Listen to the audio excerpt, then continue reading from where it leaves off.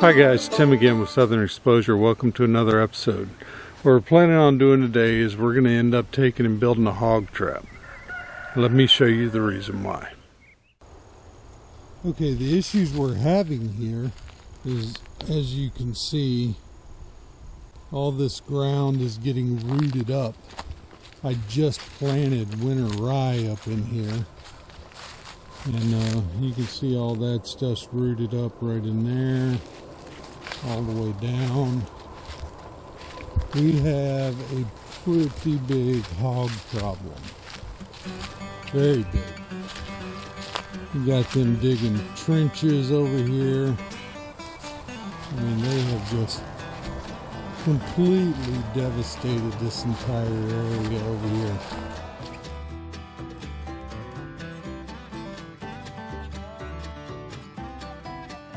So I can already hear a lot of people typing and sending me pretty nasty emails saying how I'm killing all the wildlife and such, and I'm destroying the environment.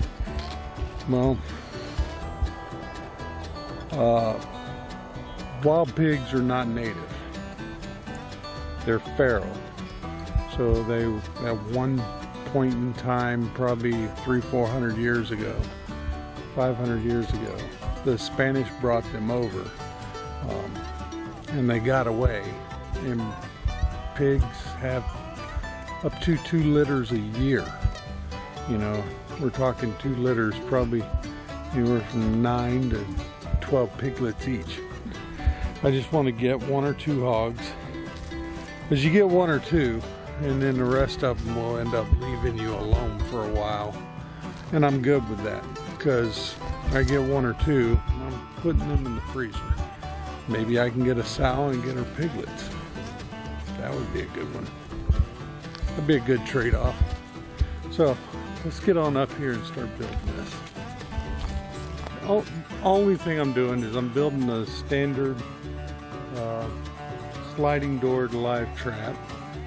Trap them in there to keep them in there until I can get to them. Usually these guys are coming up here either really late in the evening or really early in the morning. And so I just need to trap them until I can get to them. And then we can take and dispatch them as necessary. Just take and feed them, make them happy, make them content, all the way up until the time it's time to butcher them out. So what I'm going to do is I'm going to cut these cattle panels. I'm going to cut 2 of them up to 90 inches, which is going to be the width or the length of the trap. And I'm going to cut them up into a width of probably about 32 inches wide, because I don't want the pig to be able to turn around. I want it to go in. You don't want it to step up either, so this has to be laying flat on the ground. I want the pig to be able to go in, get inside, hit the pressure plate, trip the door to slam behind it, and then it's stuck. It can't move from side to side, you know, and it's stuck. It'll try and bolt out the front, and it'll try and back up, but that's about it. All right, so 2 pieces, cattle panel, 90 inches. Let's do it.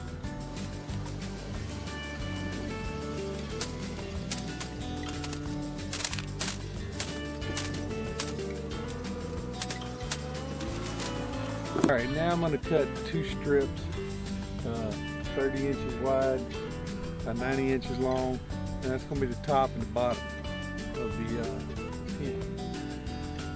All right.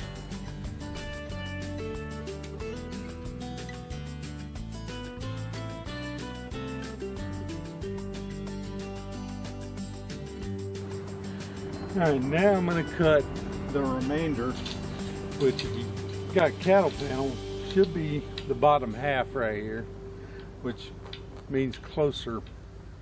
This is what's going to end up taking a beating once that hog gets in there. And we're going to cut these 38 inches long.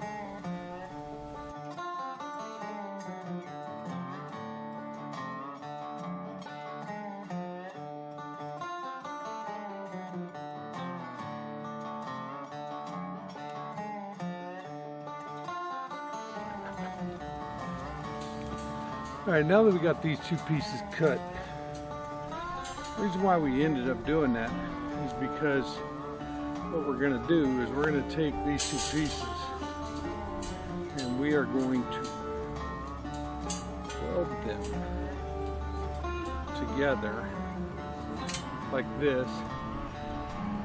Then once we get it fitted into place, we'll take and heat these up and bend them over the top rung and weld it across the bottom and the sides. That way the hog really can't get through all of this.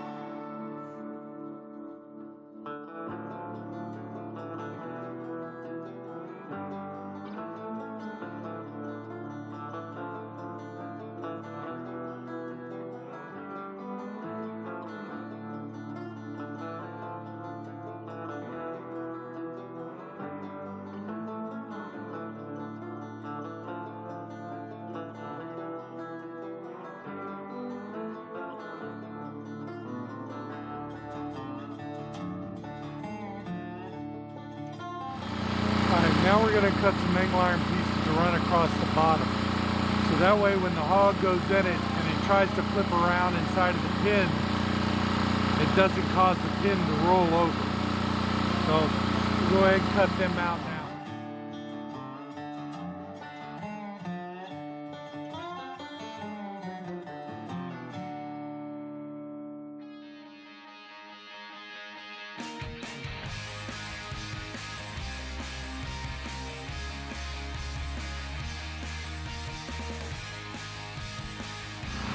Alright, now that we've got those welded on, what we'll do is we'll flip it over 180 degrees and we'll go ahead and trim it off on both sides and get ready to add the top on. Before we go ahead and trim this up and put the top on, we're going to end up putting the braces on these bottom pieces. The brace is going to be made out of half-inch rebar. So they'll go from the outside up at about a 45-degree angle. And then we'll weld them on both ends. And that'll keep it from racking side to side and not allow it to tip over.